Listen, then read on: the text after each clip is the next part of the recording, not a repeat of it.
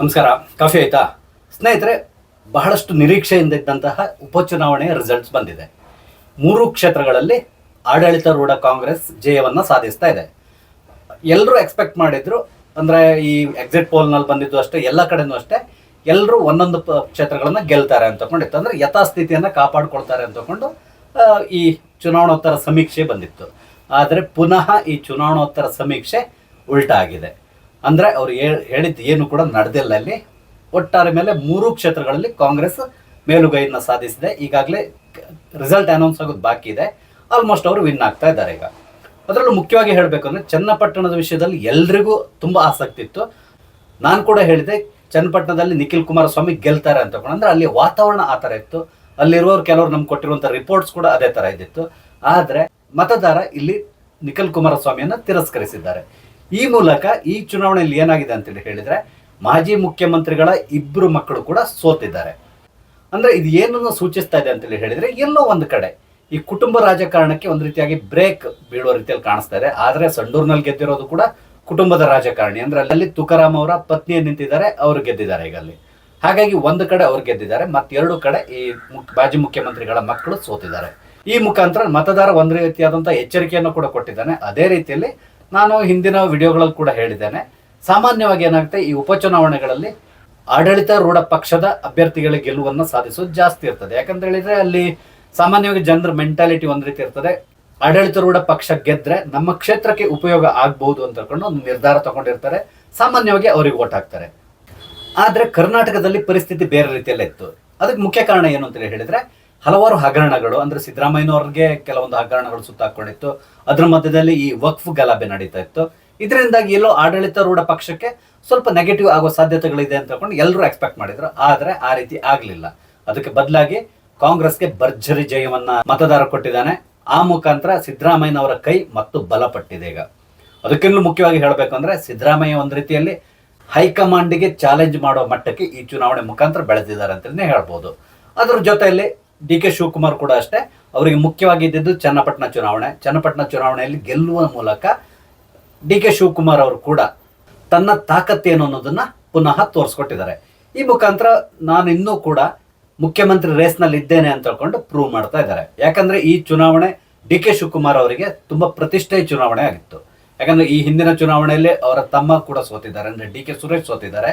ಹಾಗಾಗಿ ಇಲ್ಲಿ ಗೆಲುವನ್ನ ಸಾಧಿಸಲೇಬೇಕಾಗಿತ್ತು. ಅದೆಲ್ಲದಕ್ಕಿಂತ ಮುಖ್ಯವಾಗಿ ಕಾಂಗ್ರೆಸ್ ಅಲ್ಲಿ ಪ್ರತಿ ಬಾರಿ 3ನೇ ಸ್ಥಾನಕ್ಕೆ ತಳ್ಳಲ್ಪಡ್ತಾ ಇತ್ತು. ಆದ್ರೆ ಈ ಬಾರಿ ಗೆಲುವಿನ ನಗೆಯನ್ನ ಬೀರಿದೆ. ಅದಕ್ಕೆ ಮುಖ್ಯ ಕಾರಣ CP ಯೋಗೇಶ್ವರ್. ಮಹಿಳೆಯರು ಇಲ್ಲಿ ಕಾಂಗ್ರೆಸ್ನ ಕೈ ಹಿಡಿದಿದ್ದಾರೆ ಅಂತೇಳಿ ಹೇಳ್ತಾ ಇದ್ದಾರೆ. ಹೆಚ್ಚು ಕಡಿಮೆ ಎಲ್ಲ ಕ್ಷೇತ್ರಗಳಲ್ಲೂ ಮಹಿಳೆಯರು ಕಾಂಗ್ರೆಸ್ಗೆ ಸಪೋರ್ಟ್ ಮಾಡಿದ್ದಾರೆ ಅಂತ ಹೇಳ್ತಾ ಇದ್ದಾರೆ. ಅದಕ್ಕೆ ಮುಖ್ಯ ಕಾರಣ ಈ 2,000 ರೂಪಾಯಿ ಸಿಗ್ತಾ ಇರೋದವರಿಗೆ ಚುನಾವಣೆಗೆ ಕೆಲವೇ ದಿನಗಳಿರುವಾಗ ಕೂಡ ಅವರ ಪೆಂಡಿಂಗ್ ಏನಿದೆ ಆ 2,000 ರೂಪಾಯಿನ ಎಲ್ಲರ ಅಕೌಂಟಿಗೆ ಟ್ರಾನ್ಸ್ಫರ್ ಮಾಡಿದ್ದಾರೆ ಅನ್ನೋ ಸುದ್ದಿ ಕೂಡ ಬರ್ತಾ ಇದೆ. ಇದ್ರ ಜೊತೆಯಲ್ಲಿ ಇನ್ನೊಂದು ಫ್ರೀ ಬಸ್ ಏನಿದೆ ಅದರ ಲಾಭವನ್ನ ಪಡ್ಕೊಂತಿರುವಂತ ಮಹಿಳೆಯರು ಬಹುಶಃ ಈ ಬಾರಿ ಕಾಂಗ್ರೆಸ್ನವರ ಕೈ ಹಿಡಿದಿದ್ದಾರೆ ಅನಿಸ್ತದೆ.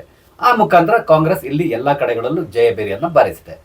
ಇದಲ್ಲದೇನೆ ಕಾಂಗ್ರೆಸ್ ಗೆಲುವಿಗೆ ಇನ್ನೊಂದು ಮುಖ್ಯ ಕಾರಣ ಬಿಜೆಪಿ ಒಳಗಿನ ಒಳಜಗಳ. ಬಿಜೆಪಿ ಒಳಗಡೆ ಯಾವ ರೀತಿ ಒಳಜಗಳಗಳು ನಡೀತಾ ಇದೆ ಅನ್ನೋದು ನಿಮ್ಗೆ ತುಂಬಾ ಚೆನ್ನಾಗಿ ಗೊತ್ತಿದೆ. ಈಗಾಗಲೇ ಬಹಳಷ್ಟು ಕಡೆಗಳಲ್ಲಿ ಯತ್ನಾಳ್ ನಾಯಕತ್ವದಲ್ಲಿ ಸಭೆಗಳು ನಡೀತಾ ಇರೋದನ್ನ ನೀವು ಅಬ್ಸರ್ವ್ ಮಾಡಿರ್ತೀರಾ. ಅಂದ್ರೆ ಕೆಲವರು ಈಗಾಗಲೇ ಇಲ್ಲಿ ನಾಯಕತ್ವವನ್ನು ಬದಲಾಯಿಸಲೇಬೇಕು ಅಂತ ಹೇಳ್ಕೊಂಡು ಹಠಕ್ಕೆ ಬಿದ್ದಿದ್ದಾರೆ. ಅದರಲ್ಲೂ ಮುಖ್ಯವಾಗಿ ಇವರೆಲ್ಲರ ಗುರಿ ಇರೋದು ಒಂದೇ, BY ವಿಜಯೇಂದ್ರ. BY ವಿಜಯೇಂದ್ರವನ್ನ ಇಳಿಸಲೇಬೇಕು. ಅದಕ್ಕೆ ಬದಲಾಗಿ ಬೇರೆ ಯಾರನ್ನಾದ್ರೂ ರಾಜ್ಯಾಧ್ಯಕ್ಷರನ್ನಾಗಿ ಮಾಡಬೇಕು. ಇಲ್ಲ ಅಂದ್ರೆ ಕರ್ನಾಟಕದಲ್ಲಿ ಬಿಜೆಪಿ ಅವನತಿ ಹೊಂದದೆ ಅಂತ ತಗೊಂಡು ತುಂಬಾ ಪ್ರಬಲವಾಗಿ ಪ್ರತಿಪಾದಿಸ್ತಾ ಇದ್ದಾರೆ. ಅದಕ್ಕೆ ಈಗ ಒಂದು ಪುರಾವೆ ಕೂಡ ಸಿಕ್ಕಿದೆ ಅಂತಲೇ ಹೇಳ್ಬೋದು. ಹಾಗಾಗಿ ಕೆಲವರು ಈ ಚುನಾವಣಾ ಪ್ರಚಾರದಿಂದನೇ ದೂರ ಉಳಿದು ಬಿಟ್ಟಿದ್ರು. ಕರ್ನಾಟಕದಲ್ಲಿ ಈ ವಕ್ಫ್ ಗಲಾಭೆ ನಡೀತಾ ಇರೋದ್ರಿಂದ ಈ ಸಂದರ್ಭದಲ್ಲಿ ಇವರು ಬಸವನಗೌಡ ಪಾಟೀಲ್ ಯತ್ನಾಳ್ ಅವ್ರನ್ನ ತುಂಬಾ ಚೆನ್ನಾಗಿ ಉಪಯೋಗಿಸ್ಕೋಬಹುದಿತ್ತು.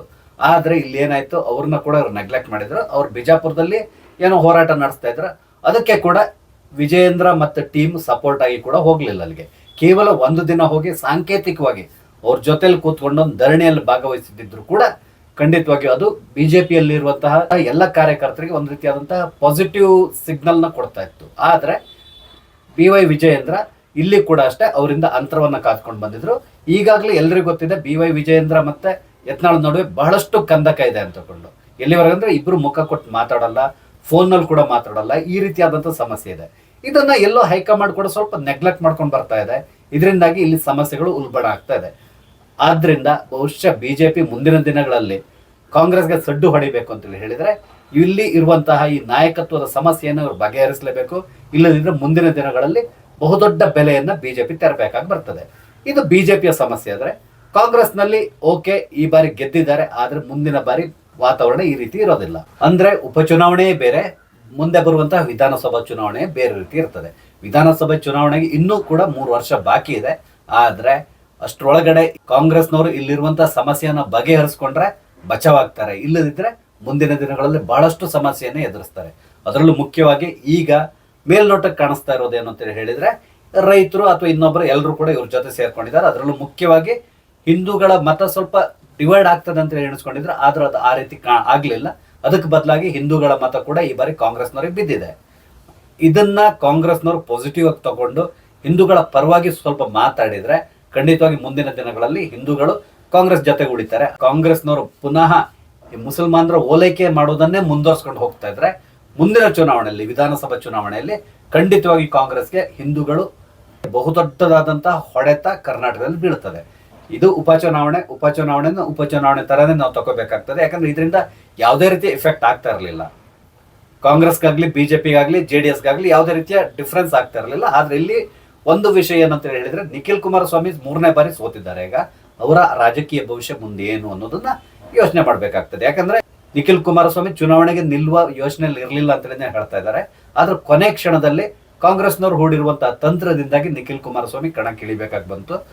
ಇದರ ಪರಿಣಾಮ ಮುಂದೆ ಏನಾಗ್ತದೆ ನಾವು ನೋಡ್ಬೇಕಂದ್ರೆ, ಈಗ ಸೋತಿದ್ದಾರೆ, ಮುಂದೆ ಏನಾಗ್ತದೆ ಅನ್ನೋದನ್ನು ಕೂಡ ನಾವು ಕಾದು ನೋಡ್ಬೇಕಾಗಿದೆ. ಸ್ನೇಹಿತರೆ, ನಾನು ಹಂಚಿಕೊಂಡಿರುವಂತಹ ಮಾಹಿತಿ ನಿಮ್ಗೆ ಇಷ್ಟ ಆದ್ರೆ ದಯವಿಟ್ಟು ಲೈಕ್ ಮಾಡಿ, ಶೇರ್ ಮಾಡಿ, ಹಾಗೆ ದಯವಿಟ್ಟು ನನ್ನ ಚಾನಲ್ ಸಬ್ಸ್ಕ್ರೈಬ್ ಮಾಡಿ. ನಮಸ್ತೆ, ಜೈ ಹಿಂದ್.